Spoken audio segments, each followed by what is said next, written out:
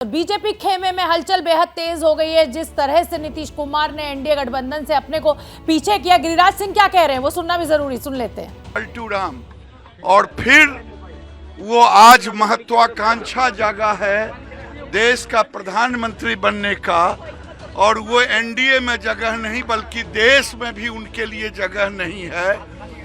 ये बिहार की जनता ही उनको फिर से सबक सिखाएगी, प्रधानमंत्री तो दूर। और इससे ज्यादा और क्या बोलेंगे? उनमें हिम्मत है, वो बताएं कि उनको कौन तोड़ेगा।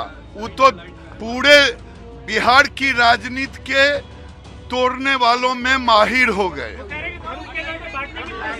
अरे तो गिरिराज सिंह को आपने सुना, पूरे बिहार में तोड़ने में माहिर हो गए हैं और 164 विधायकों का समर्थन पत्र तो नीतीश कुमार सौंप चुके हैं। अब आ ही जाइए, अब आ ही जाइए। खड़े हो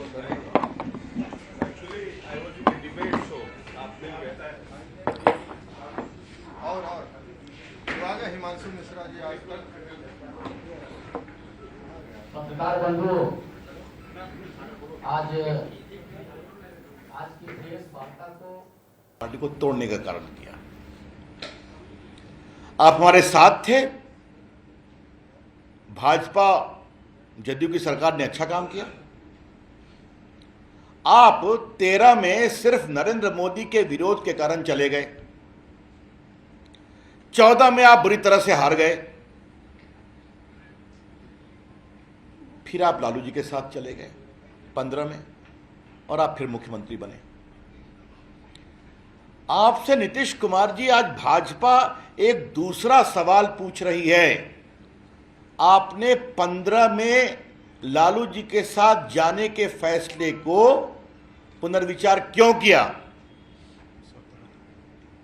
17 में आपने क्यों कहा 2 साल बाद कि मैं बहुत असहज हूं क्योंकि श्रीमान तेजस्वी जी अपने ऊपर लगे गंभीर भ्रष्टाचार के आरोपों का जवाब नहीं दे पा रहे? ये आपने खुलकर कहा कि इतने गंभीर आरोप लगे, यहां सुशील मोदी ने लगाए थे, चर्चा में आए थे, तो आपने कहा उसका जवाब नहीं आ रहा है। आपके राष्ट्रीय अध्यक्ष ललन सिंह जी हैं, उन्होंने भी बहुत सवाल पूछा था। रेलवे मंत्री रहते एक होटल ट्रांसफर हुआ था रांची में रेलवे का, और पटना में कुछ मॉल बनने की बात थी, उसको लेकर काफी सवाल उठे थे। रेलवे में भर्ती को लेकर सवाल उठे थे, नौकरी के बदले जमीन को लेकर सवाल उठे थे। और नीतीश जी, आप कृपया करके अपने पुराने टीवी के कमेंट को याद करिए।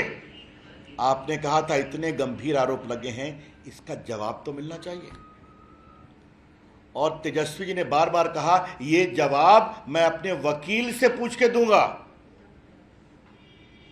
उसके बाद फिर आप हमारे साथ आए, हमने कहा अच्छी बात है, हमारे पुराने साथी हैं आप आ गए। फिर आपने 19 का लोकसभा चुनाव हमारे साथ लड़ा। बीजेपी ने जो 14 में बिहार में निर्णायक जीत प्राप्त की थी, उसने अपने बहुत से सिटिंग एमपीज का टिकट काटा ताकि आपको एनडीए में और टिकट मिल सके। और आज के दिन मैं अपने वरिष्ठ नेताओं के सामने उन अपने सारे सांसदों का अभिनंदन करूंगा जो 14 में सिटिंग एमपी थे, जिनका 19 में टिकट हमने काटा ताकि अधिक लोगों को जदयू के टिकट मिल सके। जनक जी भी बैठे हैं यहां पर, ठीक ही कहा आपने। गोपालगंज से सांसद हो, बताइए। तो उस समय ठीक थी भाजपा, नरेंद्र मोदी तो उस समय प्रधानमंत्री थे ना। तो नीतीश कुमार जी, आपसे मेरा तीसरा सवाल यह है कि 19 में आप जीते नरेंद्र मोदी के नाम पर बिहार में लोकसभा चुनाव में, आज आपकी भी संख्या 14 हो गई है, 16। 14 में संख्या भी कितनी थी? 2। तो आप 2 से 16 हो गए। अकेले गए तो आप 2 पर थे, फिर लोकसभा में 16 आ गए। किसके नाम पर जीते? नरेंद्र मोदी के नाम पर। अब जरा उसके आगे चलते हैं। 20 की विधानसभा का चुनाव था। नीतीश जी, क्या सच्चाई नहीं है कि उस चुनाव में नरेंद्र मोदी जी ने बिहार में जितना सघन प्रचार किया उसके कारण एनडीए की साख बन पाई? आज आपको मैं विनम्रता से स्मरण देना चाहूंगा माननीय मुख्यमंत्री जी कि फर्स्ट फेज का चुनाव फुलवारी से लेकर यूपी के बॉर्डर तक हुआ था। एनडीए को कितनी सीट मिली थी याद करिए। पटना शहर के सारे विधानसभा हम लोग जीत पाए, बाकी फुलवारी दानापुर सब हारते गए। मुझ में आरा और उनका हमारे 1-2 सीट और मिली हम लोग, बड़ा। उसके बाद मोदी जी ने दूसरे फेज में, तीसरे फेज में, चौथे फेज में, 5वें फेज में सघन प्रचार किया। जंगल राज के 2 युवराज, याद है ना आपको नीतीश जी कि भूल गया? और जब प्रधानमंत्री जी ने सघन प्रचार करना शुरू किया तो बिहार की हवा बदलती रही। दूसरे फेज में एनडीए को अधिक सीटें मिली, तीसरे में और अधिक मिली, और चौथे 5वें में हम स्वीप कर गए। अब आपको 43 आया तो आप खाली दूसरे पर ब्लेम करते हैं। कभी अपने अंदर भी तो देखना चाहिए कि 43 क्यों आ गया। जदयू, कहीं बिहार की जनता कुछ असहज तो नहीं हो रही थी? हमारा स्पष्ट मानना है कि वो जीत नरेंद्र मोदी के प्रयास और उनके व्यक्तित्व के कारण जनता ने विश्वास किया कि डबल इंजन की सरकार चलानी है बिहार के विकास के लिए। और चौथी बात माननीय नीतीश कुमार जी आपसे हमें कहनी है, आज आपने बहुत हम पर आरोप लगाया है, तो आज हम तो आरोप नहीं लगाएंगे, हम सवाल पूछेंगे आपसे। आज आपको 43 सीट मिली, भाजपा की सीट आपके दुगने के बराबर थी, फिर भी इसके बदले कोई चर्चा नहीं हुई। माननीय प्रधानमंत्री नरेंद्र मोदी जी ने दिल्ली के भाजपा कार्यालय में इस जीत के विजय उल्लास के कार्यक्रम में घोषणा कर दिया कि बिहार के मुख्यमंत्री नीतीश कुमार जी होंगे।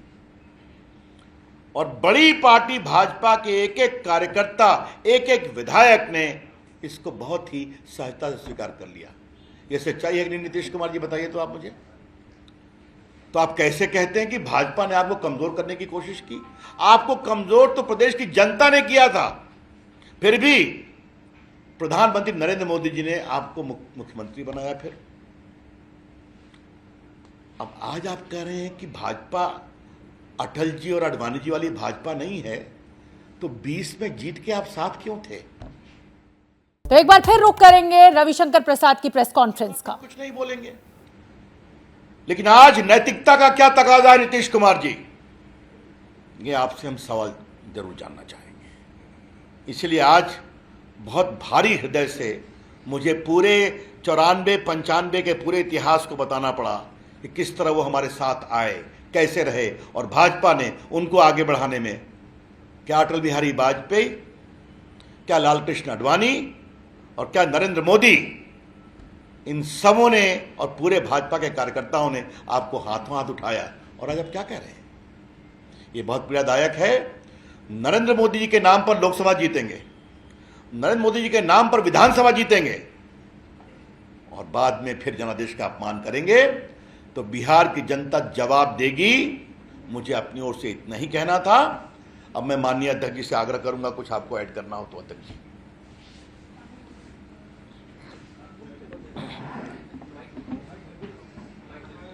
कोई नहीं।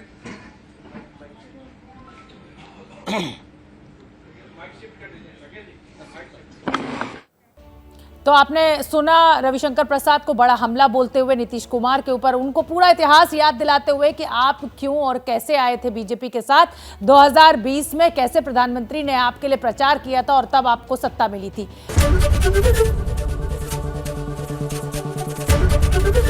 एबीपी न्यूज आपको रखे आगे।